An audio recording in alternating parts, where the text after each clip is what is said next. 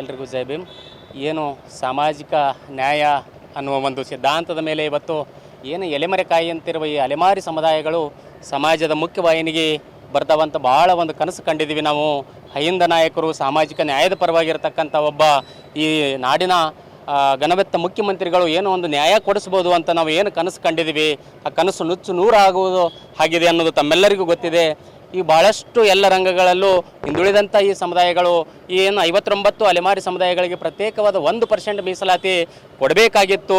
ಯಾಕಂದರೆ ಏನು ಸುಪ್ರೀಂ ಕೋರ್ಟ್ನ ಒಂದು ಎಂಪಿರಿಕಲ್ ಡಾಟಾ ದತ್ತಾಂಶದ ಪ್ರಕಾರ ಏನು ಹೇಳ್ತಿದ್ರು, ನೀವು ಸ್ಯಾಂಪಲ್ ಸರ್ವೆ ಮಾಡಿರಿ, ಅವರ ಜನಸಂಖ್ಯೆ ಆಧಾರಿತವಾಗಿ ಸರ್ವೆ ಮಾಡಿರಿ, ನೀವು ಸಮಗ್ರ ಸರ್ವೆ ಮಾಡಿರಿ, ಅವರ ಸಾಮಾಜಿಕವಾಗಿ ಹಿಂದುಳುವಿಕೆಯನ್ನು ಪರಿಗಣಿಸಿರಿ ಅಂತ ಹೇಳ್ತಿತ್ತು.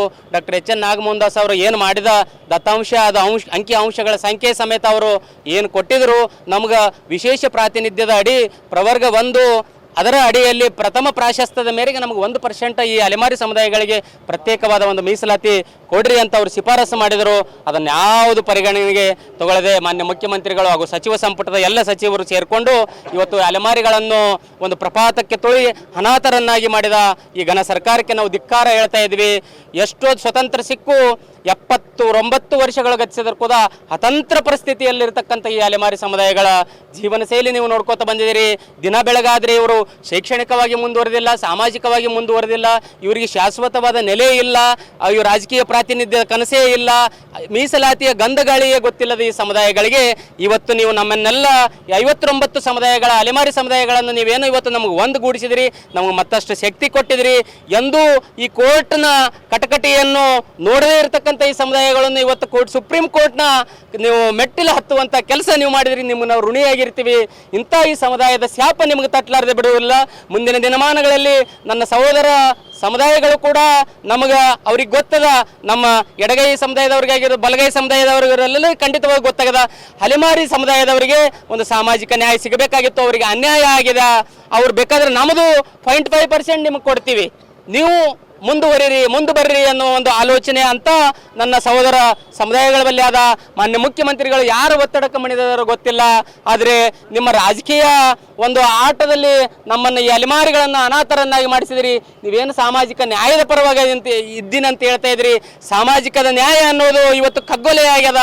ಇಂಥ ಪರಿಸ್ಥಿತಿಯಲ್ಲಿ ಅಲೆಮಾರಿ ಸಮುದಾಯದವರನ್ನು ನೀವು ಬೀದಿಗೆ ತಳ್ಳಿ ಇನ್ನಷ್ಟು ನೀವು ವಂಚಿತರಾಗಿರಿ, ನಿಮ್ಮ ಅವಕಾಶಗಳನ್ನು ಕಿತ್ತು ನಾವು ಪ್ರಬಲರಾದ ವಿಮುಕ್ತ ಸಮುದಾಯಗಳಿಗೆ ನಾವು ಕೊಟ್ಟು ಬಿಡ್ತೀವಿ ಅನ್ನುವ ಇಂಥ ಒಂದು ಘನಘೋರ ಅನ್ಯಾಯ ಮಾಡಿದ ಈ ಒಂದು ಸಚಿವ ಸಂಪುಟಕ್ಕೆ ಹಾಗೂ ಈ ಸರ್ಕಾರಕ್ಕೆ ನಾವು ಧಿಕ್ಕಾರವನ್ನು ಬಯಸ್ತಾ ಇದ್ವಿ.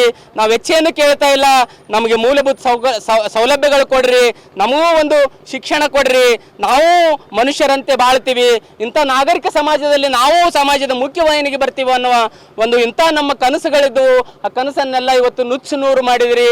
ಯಾವ ರೀತಿ ನೀವು ಸಾಮಾಜಿಕ ನ್ಯಾಯದ ಪರವಾಗಿದ್ದೀರಿ, ಮಾತೆತ್ತಿದ್ರೆ ಹಸಿದವರಿಗೆ ಮೊದಲು ಊಟ ಕೊಡ್ಬೇಕಂತ ಹೇಳ್ತಿದ್ದೀರಿ, ನಾವು ಹೊಟ್ಟೆ ಹಸ್ಕೊಂಡಿದ್ವಿ, ನಮ್ಮ ಮಕ್ಕಳು ಶಿಕ್ಷಣದಿಂದ ವಂಚಿತರಾಗಿದಾರ.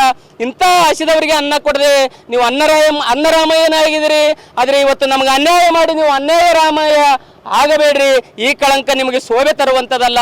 ಆದ್ದರಿಂದ ಮಾನ್ಯ ಮುಖ್ಯಮಂತ್ರಿಗಳು ಇನ್ನಾದರೂ ನೀವು ಈ ಸೂಕ್ಷ್ಮಾತಿ ಸೂಕ್ಷ್ಮ ಸಮುದಾಯಗಳನ್ನು ಸೂಕ್ಷ್ಮವಾಗಿ ನೀವು ಪರಿಶೀಲನೆ ಮಾಡಿ ಈ ಸಮುದಾಯಗಳಿಗೆ ಪ್ರತ್ಯೇಕವಾದ 1% ಮೀಸಲಾತಿ ಕೊಡ್ರಿ. ನೀವು ಓಡುವ ಕುದುರೆಗಳಿಗೆ ನಮ್ಮ ಈ ಸಮುದಾಯಗಳನ್ನು ನೀವು ರೇಸಿಗೆ ಬಿಟ್ಟರೆ ನಾವು ನಡಲಿಕ್ಕೆ ಬರಲಾರ್ದಂಥವ್ರು ನಾವು ಹೆಂಗೆ ನ್ಯಾಯ ಪಡೆದುಕೊಳ್ಳೋಕ್ಕಾಗ್ತದ, ನಾವು ಹೆಂಗೆ ಸೌಲಭ್ಯಗಳು ಪಡೆದುಕೊಳ್ಳೋಕ್ಕಾಗ್ತದ ಅಂತ ನೀವು ಆತ್ಮಾವಲೋಕನ ಮಾಡಿಕೊಂಡು ನಮಗೆ ಸಾಮಾಜಿಕ ನ್ಯಾಯ ಕೊಡ್ರಿ, ನಮ್ಗೆ ಪ್ರತ್ಯೇಕವಾದ 1% ಮೀಸಲಾತಿ ಕೊಡ್ರಿ ಅಂತ ನಾನು ಒಬ್ಬ ಈ ಅಲೆಮಾರಿ ಸಮುದಾಯದ ಒಬ್ಬ ಪ್ರತಿನಿಧಿಯಾಗಿ ನನ್ನ ಎಲ್ಲ ಸಮುದಾಯಗಳ ಅಲೆಮಾರಿ 59 ಸಮುದಾಯಗಳ ಪರವಾಗಿ ನಾನು ಹಕ್ಕೊತ್ತಾಯ ಮಾಡ್ತಾ ಇದ್ದೀನಿ. ಮೇಡಮ್, ನಮ್ಗೆ ನ್ಯಾಯ ಸಿಗುವವರೆಗೂ ಈ ಹೋರಾಟ ಅಂತೂ ಖಂಡಿತ ಇರುತ್ತೆ.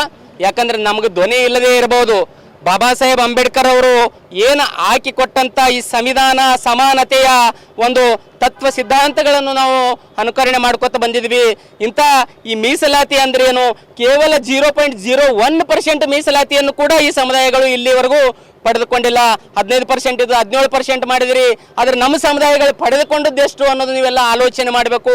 ಈ ಸಮಾಜದ ಮುಖ್ಯವಾಹಿನಿಗೆ ಬರಲು ಸರ್ಕಾರದ ಆದೇಶಗಳು ಕೇವಲ ಕಡತಗಳಲ್ಲೇ ಉಳಿದಿವೆನ ಸಂಪೂರ್ಣವಾಗಿ ಜಾರಿಗೆ ತರುವಲ್ಲಿ ಎಲ್ಲ ಸರ್ಕಾರಗಳು ವಿಫಲವಾಗ್ಯವ. ಈ ಅಲೆಮಾರಿಗಳ ನ್ಯಾಯದ ಕನಸನ್ನು ನುಚ್ಚು ನೂರು ಮಾಡಿದವ.